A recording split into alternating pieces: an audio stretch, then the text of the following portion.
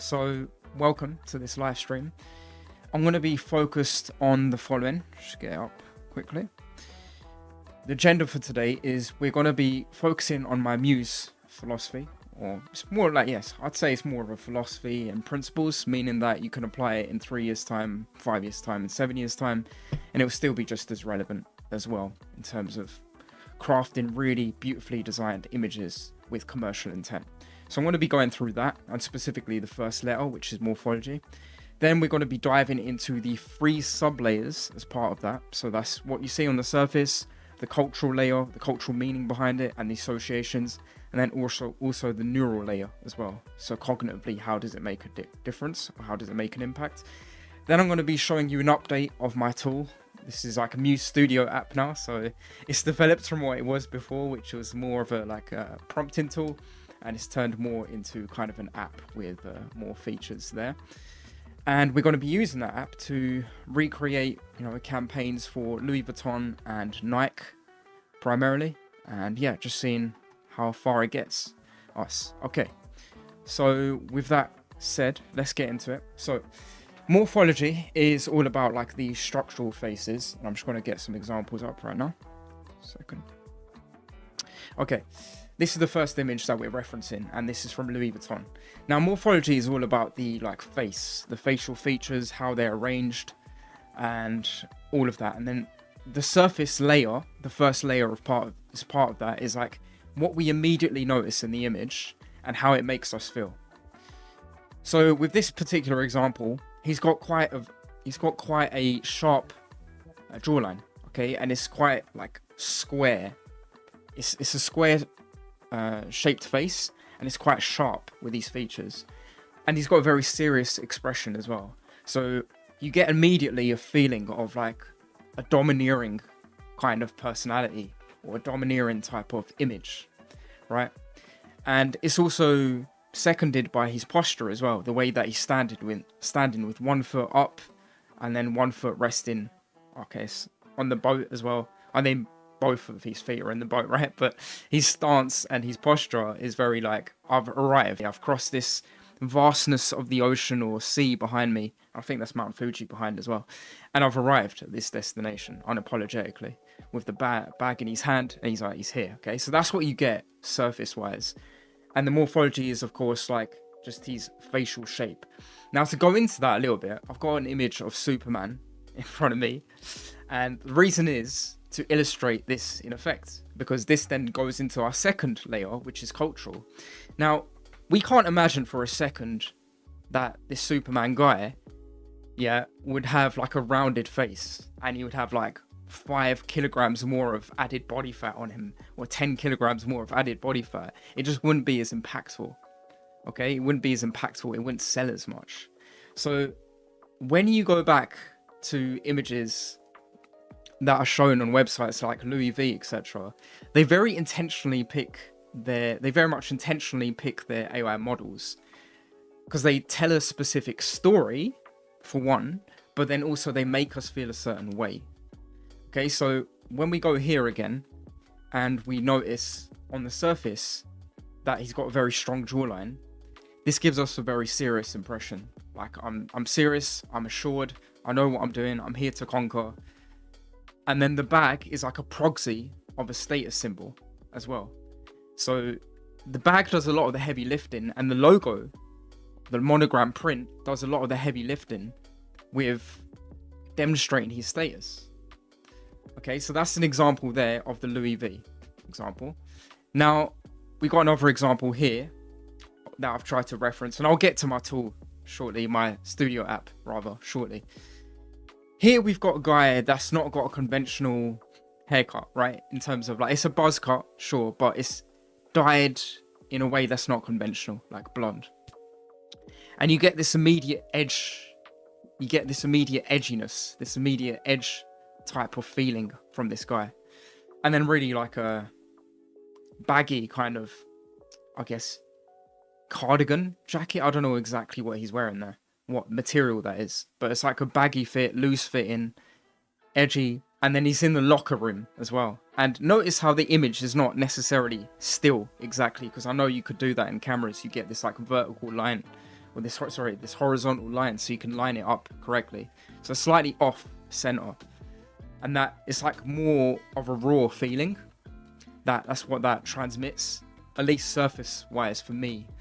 And how this ties into the cultural aspect is that we assume that if someone just unapologetically shows up with themselves, that what they're wearing as well unapologetically shows up with themselves, that they're more liberated, they're more living in accordance with themselves. So it gives off like an authentic feeling. And so this person's morphology as well, the facial features, the way they're arranged, it's very much like a little bit broad, okay, at the top, but then also very angular as well. Higher cheekbones as well, and very angular. Now, I usually cover female faces, and they do differ a little bit to male faces. So if we go here, you can see the difference is usually broader at the bottom for male faces, and they're usually more narrow / I guess more oval shaped for female faces. Okay, so it's less defined. I think that's called the mandible here, like that line here towards the ear, like downwards. That's called the mandible, and that's all usually more prominent in a man. It's more like straight in a man versus a female, which is more rounded there. Okay, so that's usually the biggest distinct difference that you'll see between a male jawline and a female jawline there. Okay, so he's got that very masculine face. He's got a very youthful, a kind of aggressive vibe actually that comes across, and like an authentic vibe, like carefree attitude. And then he's like shrugging like this, right? It's like an Mbappe celebration, but yeah, he's just kind of relaxed. So yeah, that's something to pay attention to as well. That's the second example. And I just wanted to illustrate those two examples, like those were male examples. I'm just going to go into the final one, which is a female example, and you're going to see the difference there between jawlines, etc., just to illustrate. And then I'm going to go into the examples of actually how to recreate those with my app. So this is taken from of course, the LV site. So she's got more of a wider shaped face, but then it's still very sculpted as well. So it's a masculine style of face for a female, because usually what you'd see in an ad, for most ads and for most images on a PDP or a PLP, so this was taken from a PDP, so it's actually on the product page itself, is more of an oval shaped face. So you'd see more of a narrower chin and less flat chin, but then it goes up a little bit more immediately rather than protruding outwards and then going up. Okay, so she's got a very masculine face, but it's very defined as well, and that gives off a very masculine, challenging, almost like an aggressive look as well immediately. So how we would associate this type of woman, or how culturally we would associate this type of woman, is like she's a very domineering woman. She knows her station in life. She's very commanding, right? And then neurally, like how we would think or how we would feel viscerally is just like, whoa, whoa, okay, she's like here to conquer. She commands presence. And that's what this jacket gives off, right? When you wear this jacket, you will definitely guarantee that people that see you in it will be like, whoa. They'll start to feel like, whoa, and really know your presence, okay, or feel your presence without any words being spoken. Oftentimes, guys, when we buy a product, we don't buy a product purely because of the product or its features. We buy a product based on the advertised emotion that the brand wants us to feel. So when we go back to this example, which is the most notable out of the three, it's like I'm here, I'm unapologetic, I've unapologetically arrived, yeah. And then it's like, this is usually how you'd hold not necessarily a baby, but yeah, I guess if you had a pram or something, I don't know what the heck it's called, but you hold something that's dear to you like this, right? So it's like, this is a possession that's very near and dear to me, but at the same time, it's contrasted with that kind of leg that's there, and that means I've arrived fully, I've established myself. And then it's also scenic as well in the way that the background is, with how much ocean or sea that he's crossed in the boat. So immediately it ties back into that storytelling narrative as well, of he's crossed all this distance and he still made it. But anyways, that's just basically a psychoanalysis of what you see in terms of ads, and the three different layers as well. The surface of what you see, the cultural layer, and then also the neural layer as well, and how it makes us feel. Now, let's get into the M.U.S.E Studio app. So I've been working on this, and last week I had it, you're looking literally like this. So it looks completely different, where you could pick between brand awareness, product listing page, or product detail page. And it was good in terms of like, you'd be able to select from your colors and then like describe a little bit. But I noticed that I was like repeating myself a lot, and I wanted to just kind of streamline the process. So I've tried to do that this time around with 2 different workspace paths. So you can pick from either like if you're a freelancer or you're a fashion brand. So I'm going to go down the fashion brand route. And once it loads, you get to this basically. I don't know why it's not loading. But yeah, you get to this, and then you get to upload your image, which I've done already. And then you just click generate prompt. And then that prompt, I tried to generate it in Midjourney, and it came up with this. And of course, this is the thumbnail that you saw, with minus the weird animations, of course. But yeah, that was generated initially on Midjourney, but the prompt was generated here. There you go. So we copy that prompt, we go here, and I can generate it for you in real time. But this is what I did before in likeness to it as well.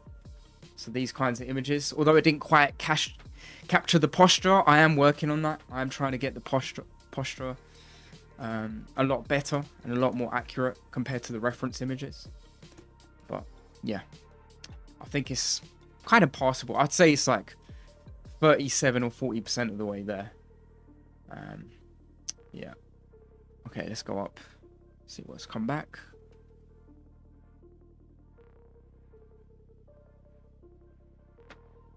Okay, interesting. So this time around, it's got him like cupping the bag, but it's not actually being able to pick up the fact that it's like a Louis V bag. It has got the mountain and the boat and the sea, so it's picked that up. But yeah, I definitely do need to improve it. I think it's kind of close, but not quite close. Let's do the same now on Midjourney, because I find that Midjourney is great for lifestyle-based images and shots, but Freepik's really good for plain backdrop shots, like plain background shots, like white background or black background, etc., and more product pages.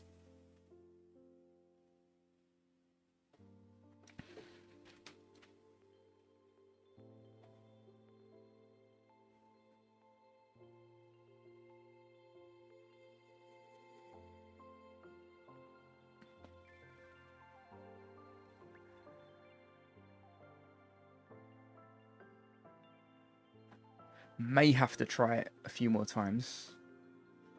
Let's see.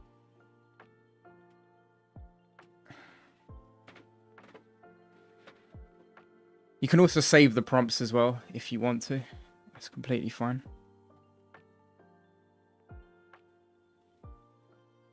Okay. Oh, what the heck. Right, so that's when you give it no direction. Then it comes back with that. So what I usually do is I also do image weight as well. Image weight 3. And that usually helps to some extent.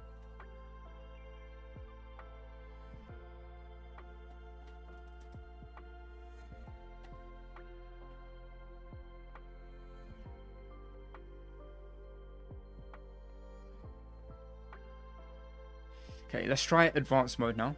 So it's going to be like new. So brand awareness. Then we want, let's say, an oval shaped face and light Caucasian. And then this is just set up for female body types right now. Need to still add male body types. But let's say like hourglass figure. And then say outerwear. And let's say earthy tones. Yeah, okay, I need to fix that, but okay. And then dramatic, emotional, intense, moody contrast with hard lighting. That's what makes sense. And a relaxed lean. Okay, so that's everything. And generate prompt. Now, there is a bit of a bug with this in that it doesn't carry over the morphology of the particular face shape and the body shape. So that needs some work. But everything else, it should carry over. Yeah, most other things it should carry over. Right, so I came back with that, by the way. And that is still a bit of an improvement, but not massively so. It's not as good as it did before. So that was a shame. What I had initially was that, which was a bit more better. But yeah, I guess it's close, isn't it? Close enough. Let's see what comes back here. And let's change the aspect ratio this time, 3:4. Because this would be more on like a product page or an e-com brand. Reason why I'm doing like this studio app is because it's an absolute nightmare to learn all the principles about like fashion, about cinematography, about photography, and have to memorize all of those essential keywords when you're coming up with the prompts. There's a lot of image tools out there, and of course they offer like how you can create images, but very few, if any, really offer prompts. So that's what I'd like to bridge the gap on, and that's why I created this particular app. So it's come up with this. It's done a very good job, I think. We didn't, I guess, specify what she's wearing specifically. We just kept it open with stylish outerwear. So it's filled in the gap for inference with what it wants. But it's done really good. It's done a really good job because it was like hard directional lighting, which is what's there. And yeah, stylish outerwear with those colors. The overall mood is moody and contrasted, emphasizing shadows and highlights. Her expression is relaxed but intense, conveying a sense of effortless cool. Background is slightly blurred, keeping the focus on the model and her clothing. Aim for a commercial brand awareness aesthetic with a 50% intensity level. Okay, so that's what came back. And we didn't have to prompt that, by the way. It was just, you know, you saw it with a few clicks here, and that's what we got. So we can save this now. We can save this prompt. It's saved successfully. So if I go to the... If I go here, we can see that earthy edge is there. And it's a save prompt. So we can view the prompt there, and that's the prompt there. So we can reference it later. So this is basically a little bit about the tool. Well, it's not really a tool. It's more of an ecosystem that I'm working on. And this is going to house basically the M.U.S.E course in there as well. That would be up and coming shortly. But okay, so we did this example, and I'd say it's fairly good. So to prove the point of whether it's actually good or not as a prompt, let's try it on Mid-Journey. Same aspect ratio, like 3:4. And then also let's try it on another image tool as well, one that I've not, let's say, used before. So Seedream. I don't really use Seedream that much. But I just want to prove that the prompt can be fairly good across all kinds of image tools. It can hold up, at least.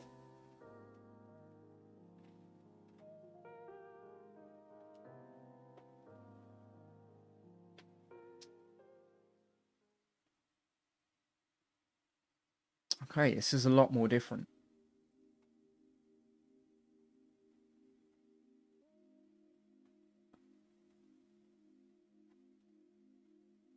Earthy edge.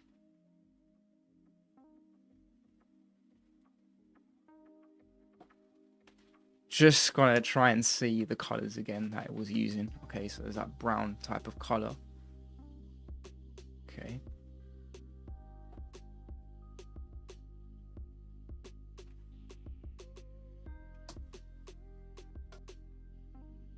Okay, so it does have those earthy type of colors. So it seems like Seedream has adhered to it a little bit better with the dress that she's wearing, but not necessarily with the coat that she's got on. Okay.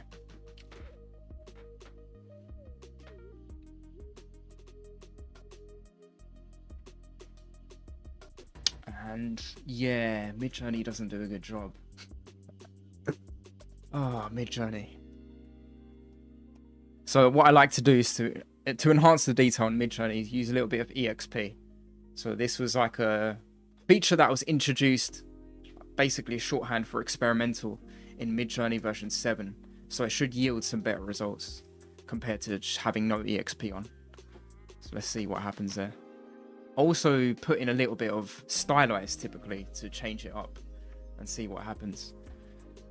But yeah, let's try another prompt. Let's create a new prompt, and yeah, let's do another reference image. So we're going to do this Louis Vuitton reference from their site and see what comes back. I did do it earlier, by the way, and this was the result of that. So I came back with that, and I think it was pretty good. I guess it didn't pick up the like blueness of her collar, because in the original image, I'll open that. The original image, she had like a blue there, right? Quite noticeable navy blue on her collar. So that wasn't adhered to. But the monogram print seems pretty good in terms of its replication. And I'd say the morphology of her face is okay. It doesn't have as much of an intense gaze. So that's a bug that I need to fix to carry over that morphology, like her facial structure. And I noticed as well that her jawline isn't as like broad, as masculine looking as it is here. So yeah, that's something that I need to fix. But yeah, we're getting there. We're getting there. Okay, let's see how it did the second time around.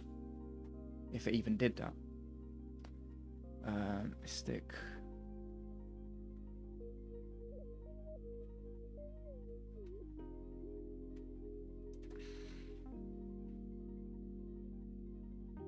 Let's try that in Midjourney as well. Okay, let's come back with this with EXP added. I'd say it's a little bit better. But yeah, I don't know. The colors are off in Midjourney. The colors are off. This just looks terrible. This really does. Goodness me. Alright. That's not passable at all. It seems like the free pick version with the fluid model does way better. The Mystic fluid model.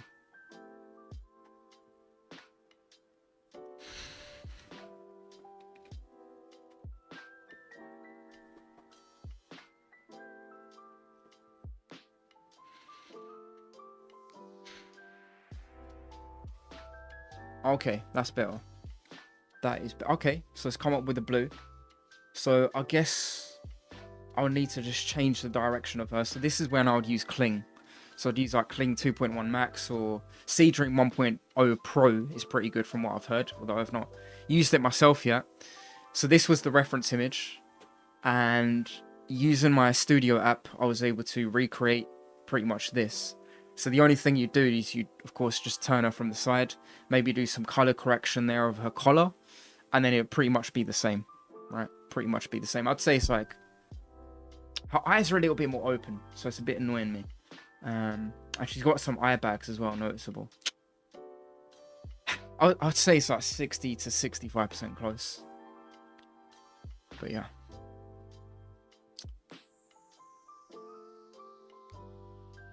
But yeah, I'd say I'm happy with these. So it seems as though for white background ecom shots, it can do a good job with replicating it. Now, we're just going to try the last example here of basic mode. And that's going to be this dude. I did do that before. And here's what came back with that. These results. I mean, they were pretty good. It added in some grunge. Okay, for reference, this was the image that we're trying to reference. Of course, you just flip it. You'd flip it round. And you'd get something in likeness to it. It's got much longer hair, so that's annoying. It didn't really adhere to the hairstyle properly. Yeah, that's probably closest. That's probably closest. So it's picked up the lighting and the mood, but not necessarily the person. Just a bit annoying. Anyways. Alright, let's see what came back again.